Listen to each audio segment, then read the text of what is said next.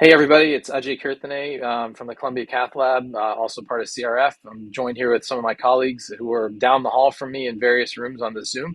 We have Jeff Moses, Margaret McEntegart, and Megha Prasad, all of who need no introduction. And we're here to talk about contrast, which has all of a sudden become super interesting for us in the Cath Lab, where we typically didn't really talk about it too much. Now it's the rage, and it's super scarce supply. Margaret, tell us a little bit about where we're at with contrast overall internationally, and what your feelings are in terms of how this gives us an opportunity to talk about other ways to preserve contrast that we could use even beyond the shortage. Yeah, so I think I suppose it's a timely webinar to have with the shortages that we're facing with contrast availability, and I think it coincides with a real increase in awareness of the danger of excess contrast use in our increasingly comorbid patient population in the cath lab. So yeah, I think it's a great time for us to really focus on using other skills, and particularly ultrasound-based intravascular imaging to help us get more confident with that approach when we've been traditionally in the past used to using angiography to help us decision make during our cases. I think that's a great way of setting this up. And we're not going to talk so much about specific out of the lab contrast preservation strategies. There's a SKY document, which you can see referenced here, that covered a lot of that. Certainly in our lab here, we are doing things like we use same bottles with a one-way spike valve that we can conserve that way. We tend to use automated injectors, so that allows us to fill up a syringe and to use that same syringe for subsequent patients, obviously throwing it out after 6 patients as per the assist requirements. I think there are other things that can be done, stopcocks during the case. You can flush shorter length of tubing so you don't have to wipe all the contrast out, not doing ventriculograms unnecessarily. Many of our labs have all been instituting these types of protocols. And again, I'd reference that SKY document in that regard. But specifically, if we're looking at PCIs in particular, there's a sort of setup to the PCI, and then there's actually doing the PCI. And maybe we'll speak to Jeff a little bit. I mean, historically speaking, at least in our labs, you and I guess Paul Tierstein, tell us a story about how that first started, with the first patient in that. Well, I mean, this is reference to literally a half a dozen patients that were done over a decade ago. One of them, interestingly, was Paul's dad. So, and it was really an emphasis on, not wasting dye, not puffing, small catheters, small aliquots of contrast, and a heavy use of intravascular ultrasound. And frankly, in that first case series, you can see we did some which would seem high to us now, of 13 cc's for an intervention, and got down to actually some zero contrast cases as well, as we got more comfortable with ascertaining our wire placement and the intravascular ultrasound using to guide every step of the procedure.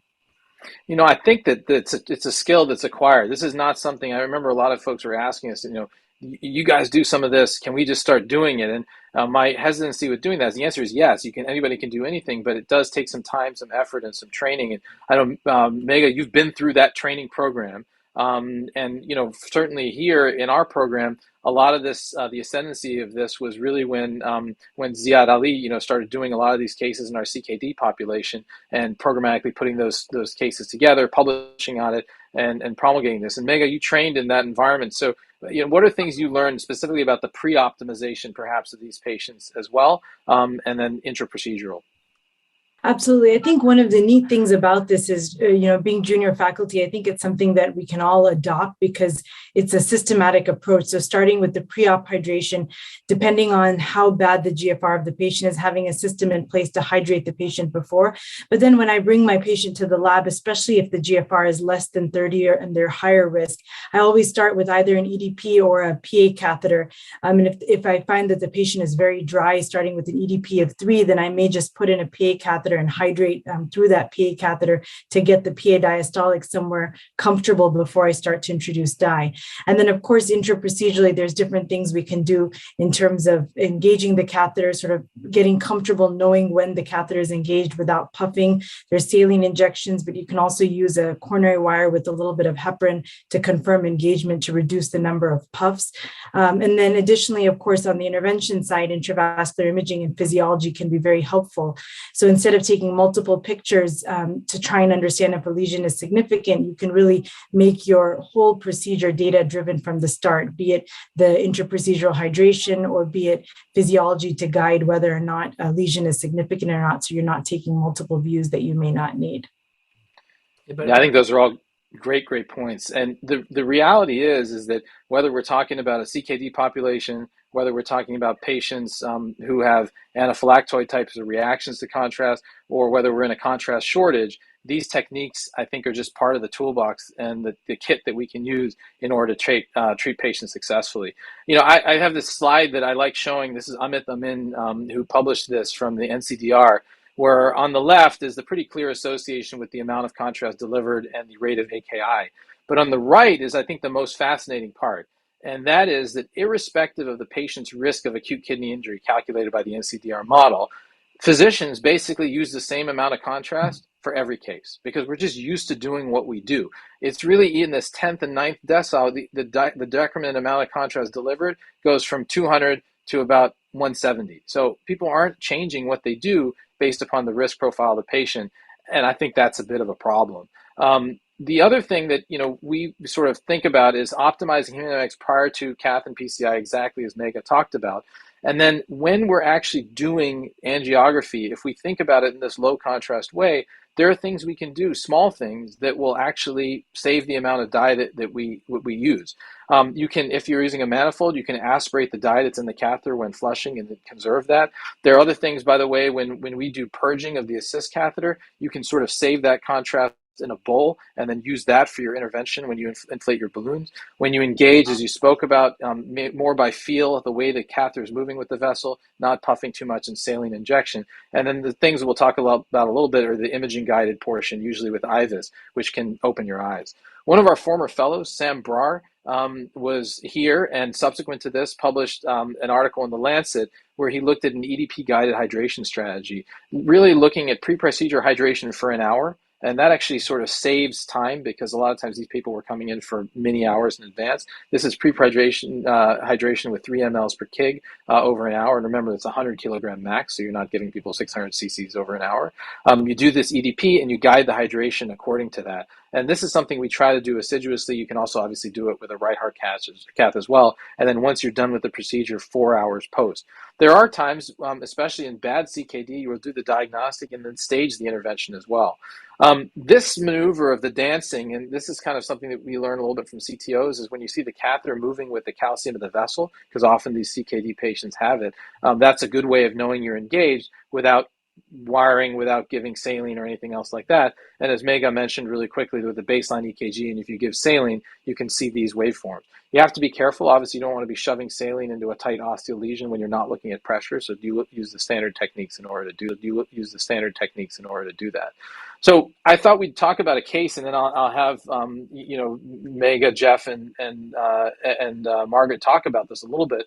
This is a case of a patient who had some CKD, also had some anaphylactoid reaction to contrast that we took care of. And this is sort of the angiogram. And I'll tell you one thing I didn't like about the way I did this angiogram is there is panning involved. Often, if you're going to use less contrast and do sort of a weak injection, the less amount of panning, the better, and you tend to try to keep things stable in the field. Jeff, any other tips for doing the diagnostic angiogram as you're doing it? And obviously, we can see there's a left main lesion here. Well, I think getting an optimal view.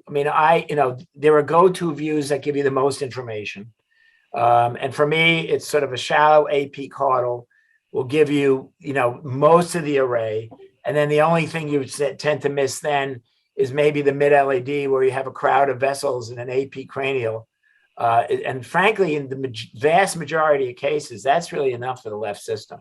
And a well-placed right, and not this one, but a well-placed right, is important. And as I like to tell my fellows, keep the heart in the center of the field. Because we're not interested in anything outside the heart. We're not hepatologists. We're not lung doctors. And if you frame the heart in the center, you will capture all the vessels, and also, frankly, the collateral filling as well. And you get as much information as possible out of a small number of injections. And actually, that's why I wanted to show this picture, because this is not an example of a good angiogram you would take. If I showed you a good one, you see it, it's hard to reinforce. But the key points here are, as you said, I mean, the left half of the screen is not really informative in this case. And that's why you have to pan to the right half of the screen. And by the way, when you're doing the panning, then you sort of lose your visual resolution of what's going on. So sometimes in this desire to spare contrast, if you don't set up the shots right, you can still end up with what I would consider a suboptimal angio, which is honestly one of the reasons why I wanted to show it. And if you have a dynamic roadmap, obviously the static picture is seminal, and that can, really enhance your entire procedure if you have that technology available. Like that. Well, and Jeff, you haven't even seen the slides, but yet you predicted perfectly what was coming next. And this is just an example of what the dynamic roadmap is. This is a Philips-based system. There are other systems in development, but the idea is here with engagement of your initial same view that you took, and the system allows you to get close to it and then hit a button and it'll go to that view. You can actually wire the vessel, and this was during a live case that we did, where the vessel is essentially being wired using the prior angiogram, and that allows us to obviously not use unnecessary puffs and tests. One thing simple we tell the fellows always is, before you're doing an intervention, always put up a reference shot, keep that view the same, and not do anything differently that way. Similarly, with physiology, you can use co-registration to figure out where you need to treat. This is just an example of IFR co-registration itself. So maybe, Margaret, some comments on the image guiding portion, because I know you have a ton of experience with that. And in this particular case, the left main was tight enough that it could be wired without contrast, pre-dilated 2.5 to make room for the imaging catheter, and then we did the imaging after. So tell us, how do you use the imaging to your advantage? Because I don't think the nuts and bolts of that are well understood by a lot of people. People understand the IVUS can help, but how do you do it? How does that help? And then I'll show some examples of that. Okay, so a few things in this particular case which are relevant. So firstly, we need to understand the morphology of the left main anatomy. So are we dealing with a bifurcation, or is there a trifurcation? In fact, there's a third vessel there, and it's difficult to appreciate from the angiogram how they connect and how they communicate with each other. So in fact, almost 4 vessels, maybe an early OM coming off the circumflex as well. So the first thing you're going to think about is how all those vessels interact with each other, because you're going to have to decide how you're going to deal with that disease in the distal left main. You're then going to look to see where the disease extends to. So it's obviously in the distal body of the left main, but is it extending into the ostium of the LED or any other of the branches? So you're going to want to, in a situation like this, probably consider imaging more than one limb of the left main. And then you're going to look at the morphology of the plaque that you've got to determine whether you're dealing with calcified or non-calcified plaque, and think about whether you're going to need to perform any other types of calcium modification in addition to a non-compliant balloon. You're going to use the IVUS to help you size your distal reference landing zone and also your proximal reference landing zone. So essentially, you can make all the decisions you need, how you're going to deal with the distal left main bifurcation, how long your stent's going to be, what size your stent's going to be tailored to the distal reference and the proximal reference, and how you're going to deal with any calcium. And then, of course, once you've done any modification to the plaque, you're then going to repeat your imaging to assess whether you've done enough to proceed to stenting. And then lastly, once you've stented, it's going to tell you about whether you've got good stent expansion, whether you've got good apposition, and whether you've got any issues at the edge of your stent in terms of residual plaque disease or edge dissection. So essentially, every important decision you need to make in the case, you can do with the IVUS alone. No, I think that's perfect. And what we'll do in this case is just sort of illustrate it. And so this is the pullback that with the IVUS placed distal to the lesion. And you can appreciate the LAD is big. You can get a size measurement off of that. We'll go through how to do that. And then this is coming back to the bifurcation where you can appreciate actually the other limb is free of disease. Now, in general, we would recommend IVUSing specifically down that other limb. But in this case, because the morphology did look like it was perhaps in the body of the left main, this is somewhat reassuring. And here's, you see where the lesion is, which was measured to be 4, so clearly significant. Obviously, that's after balloon. And then the ostium of the left main, or the proximal left main, looks okay. So what we tend to do is to then, after doing the run and seeing what we're dealing with, oftentimes we'll either cine first or go back and cine with the IVUS in a position that we don't want to move, that we know exactly what we're dealing with. And so in this case, this is the proximal LAD. This is the represented image here. So this will be our distal landing zone. We can size according to what that length is. And then we come back proximal to where the lesion is, cine again. And this is the area that we potentially would land. And yes, there's some plaque here, but we could perhaps go a little bit bigger. So this is kind of how the co-registration works. You see the distal, you see the proximal, you've cineed those two things, and now you kind of know how to place your stents, especially in this case because there's calcium there that can also help you in some regards. Now, in terms of stent sizing itself, this is a slide I borrowed from Gary Mintz. You're looking at distal reference, proximal reference. There's obviously plaque in the middle. You don't want to size your stent in this area because of the Glagov remodeling, this is going to be too big a stent for the vessel. You're really sizing your stent according to the normal distal reference. And when you come to the measurements, a lot of times people sort of say, well, let's just size according to the lumen. Well, if you do that, that's too small because that's the size, there's clearly plaque there and the vessel's bigger than that. But on the other hand, if you go media to media or even EEM to EDM, you may oversize your stent. So typically what we're tending to do is to discount by approximately 0.5 millimeters from the media to media. So that allows us to determine what size stent we're going to take. So in this particular case, we pre-dilated first with a 3.5. We then put in the 4.016 stent, and because we did and pull back with motorization, we knew exactly what the length of the stent should be. And then we wired the circumflex, or wired the circumflex here, did pot like you normally would with a cine. We haven't changed the view or anything like that. And then exactly as Margaret said, we went back and re-IVUSed at that point. Jeff, Megha, what are your thoughts after re-IVUSing about other ways? What are you doing during the procedure? Because we're not doing any test injections, so things like distal wire perforations, other issues like that, we don't have the same degree of sensitivity to be able to see them. So if you're doing the case like this, or a fellow's doing it, what are things, Jeff, maybe you're specifically looking at during the case itself? Well, I think one of the key is picking your workhorse wire. One thing I would not endorse, some people still use hydrophilics as their workhorses. That is really not appropriate in this situation. And preferably something that will J, because I think A, it avoids a lot of branches, and B, it gives you security that you're not going out into a small distal branch. So I think those are very important factors that I'm thinking about when I'm doing this. Sometimes, especially if you have the dynamic roadmap, you can even put, extra wires in places to annotate certain branches. So it'll give you additional landmarks. For instance, the circumflex wire here is very helpful in terms of reinforcing, where you are relative to your IVUS placement as well, and then putting the stent placement in there. So I think those are, for me, two key safety factors. That makes sense. And Megha, maybe what are the circumstances in which you would actually do a test injection during the course of the case? I think anytime there's any concern for patient safety. And so when I bring these patients in, I go through a pretty extensive consent process. And one of those is that your safety is more important than your kidneys.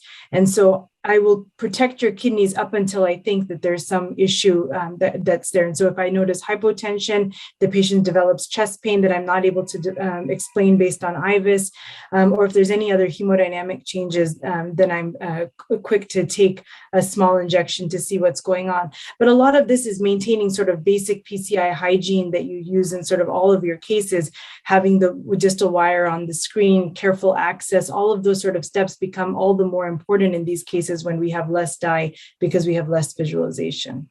Yeah, no, those make perfect sense. And then let's see, do you agree with this picture? Should we not do this picture? What do folks think? I know Margaret and we recently did this case for PCR live, and we talked a little about this. We obviously want a spare contrast. What do you think, Margaret? Was this excessive to do this? We clearly showed the IVUS result, the stent looked good, and that sort of thing. But in the left main case, do we care about the final angiogram, or should we not? Yeah, for me, I'm a minimal contrast person rather than a zero contrast person, because I think if you take one low volume shot at the start and one at the end, and that's all you use in the entire case, you can leave the table confident you haven't got a distal wire perforation or any other issue that you might have induced, maybe with the guide at the ostium, or if you've had a wire down a side branch or in the circumflex, you've caused an issue there. So yeah, for me, I think your last shot in that case is justified. I think for me, it's important that the blood stays in the vessels. I like to know that when I leave the room. And but also there's elements of slow flow. You could have a side branch compromise that's severe but not expressing it as immediate ischemia that could lead to problems, say several hours later or several days later. So I think those things that are not knowable from your IVUS run, I think the extra couple of cc's is really, I think, worth it. And the the zero contrast can sometimes be a little bit of a conceit, when I think this is a real safety measure and not that costly. And I think also having that final picture, so that when these patients sometimes come back to the cath lab for whatever else, you have that reference to say, okay, this is what the left main looked like before, and you have an idea of what you're dealing with going forward. Yeah, that's actually a super important point, especially in these patients that do have a high risk of recurrence and restenosis. That's something that you often wish you had in retrospect. So, I think that in general, my sense with this is, and the idea that we wanted to show with this is, with these patients, it's not just about preserving your contrast. It's about, really trying to optimize the hemodynamics, then preserving contrast in a variety of ways. And then really, in some ways it feels like you're operating blind, but with the imaging, you actually can open your eyes and see different things. And you just have to learn how to view those different things in order to be able to treat the patient successfully. Any final comments? We do hear that this whole shortage thing is going to be temporary. It's not going to, last a long time. But I think in many ways, by highlighting the importance of contrast preservation, perhaps it's allowed folks to be more cognizant of these things and understand that they can actually be done routinely as long as folks are trained in that way. Jeff, what do you think? Then maybe Margaret. I think it's it'll help enhance and sort of make the learning of this more urgent. But I also think this is just an extension of those of us who rely heavily on imaging. The reality is never the angiogram. I mean, the reality is actually the image. So I think this helps propel certain individuals to understanding and have confidence in the image, because that actually is more reassuring than any angiographic view you can get. Just an extension of what we've been doing for years. Yeah, Margaret, any final thoughts on this? Yeah, I do sense that there's one thing I was going to say. I do sense that, especially in the complex, high risk or chip type of space, this is becoming just a part of the standard that many operators need to know how to do, because of the fact that these are not easy patients that we get. But what were your thoughts? Yeah, I think it's sometimes a confidence thing as well, for especially younger operators, where they're worried, they're going to cause harm in a case, and they test to check. And I think as you get more confident and experienced, and you're watching the EKG and you're watching the hemodynamics and you're watching the patient, you become much more confident in not doing that. And I think certainly in the CTO space, you become very comfortable with going for 2 hours in a case without giving contrast. I did a CTO this week with a non-CTO operator, and at the end, his main comment was, "I've never gone so long in a case and not taken a picture." And so I think there is something about just training yourself in the discipline of, do I really need to do this? And most of the time, the answer to that is no. Yeah, and I think the comment, Megha, you made about PCI hygiene and sort of the standards, there's certain things that are not good. And, you're going up on a balloon and the patient all of a sudden says, "Ow." That's a scenario where your instinct shouldn't be, "Oh, no, I can't give any dye." That's one where you might want to, do a little bit of a test. Megha, final thoughts on the post-care of these patients when they come out of the lab? Are you typically doing the 4 hours of hydration, or is it dependent upon the risk of the patient? And any other specific pearls for the follow-up? Absolutely. So depending on what the EDP was at the start of the case, if for whatever reason it's been a more complicated case with rhoda, extensive stenting, then I may end with an EDP to help guide the post-procedural hydration. Otherwise, if it's a fairly routine PCI, I'll just use the EDP before, and then I'll continue hydration according to the POSEIDON protocol for the next 4 hours. And then I typically don't check a creatinine immediately after, but I have a follow-up call with the patient about 5 to 7 days later, just to see how they're feeling. And then if there's any concerns, then only would I check a creatinine. But mostly, we find on the patients that we keep one day to watch, their creatinines actually improve the next day because they've gotten so much hydration and they're sort of optimized. So that's typically how I've been doing things. I have done these on an ambulatory basis with a 48-hour creatinine as well. Yeah, I mean, 48 to 72 is reasonable, depending on how much dye you've used. I think the cases Megha is talking about are ones where you're literally giving 5 cc's of dye. But if you're using a reasonable amount, it's not unreasonable to set them up for that and to then go in that way. Well, guys, thanks. This is great. I thought it was a really interesting conversation. As we said, germane to this contrast shortage issue that we're having, but hopefully with lasting effects for longer. It's been a team effort here. I can tell you. I remember when Dimitri joined here and started doing some super high risk, crazy CTOs, retrograde, and atherectomy cases. With minimal, and he was passionate about zero contrast. That was definitely something new. And certainly, as we mentioned before, Ziad's contribution in this regard can't be understated, or overstated. I mean, so I think in many respects, it's a team effort, and just happy to be on with this team to be able to talk about this today. So hopefully it was helpful to everybody, and thanks for joining.